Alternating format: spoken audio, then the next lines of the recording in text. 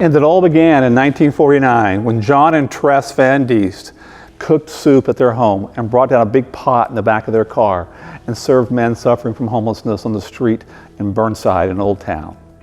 And it grew from there. Churches got involved. Volunteers got involved. And by 1951, they owned the same building we have today at 111 West Burnside. And men suffering from homelessness found food, they found shelter, they found referral assistance and integration back into the community, all because of community support. In 2006, when Ruth and I arrived at Portland Rescue Mission, I noticed that Portland had about the lowest shelter rate in the country of any city at providing shelter for people experiencing homelessness. So one of the first things we did was begin to add shelter beds to our Burnside Shelter. And over the next few years, we quadrupled the number of beds we had for shelter. We also hired folks to do nothing but engage with other agencies, because we also saw a change in the landscape. People experiencing homelessness had a multiplicity of issues sometimes: mental health, addictions, dire need of housing. And we connected people to those other agencies because we developed relationships. And during the same time, we also reinforced our 24/7 services. We are the only nonprofit there open 24/7. And not only do we provide the shelter and the meals, we also provide mail service, monitored bathrooms, clothing, toiletries, emergency response, especially in the evenings if people are in great need, telephone access.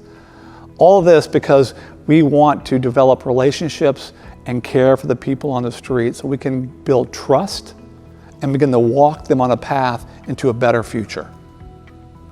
And then by 2012, we developed an extended shelter program called Connect, where men can stay for many months, even up to a year, to stabilize, get work skills, and find housing, because the housing costs are getting so severe. Up to 40 men now are in that program.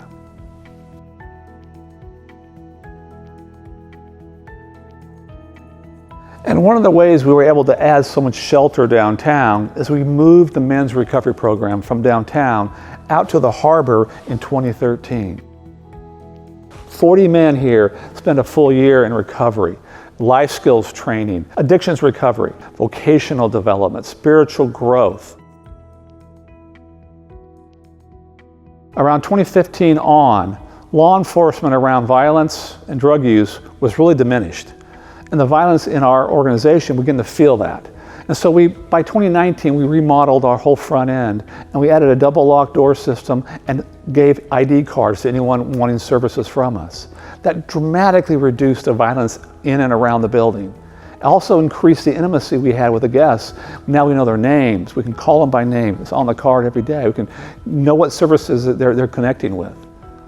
And that really helped enrich in the ministry down there and bring safety and calm to the people we're serving. Which brings us to 2020, COVID. And everybody's adapting to this crisis. In particular, in the area of homeless services, the capacities of all the organizations providing shelter were diminished because of spacing requirements. And public funding came forward and made temporary COVID shelters for people. But there's no feeding opportunity for that. So we offered as an organization, we have 3 commercial kitchens.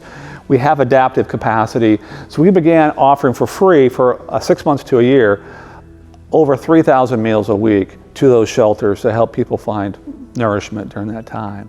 In addition, we had to adapt all our internal operations to feed out the door because people were not allowed in.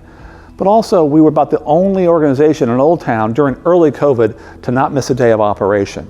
Again, highlighting our adaptability and our commitment to serving the people we serve, always restoratively, but also to bring basic needs of life when things arise.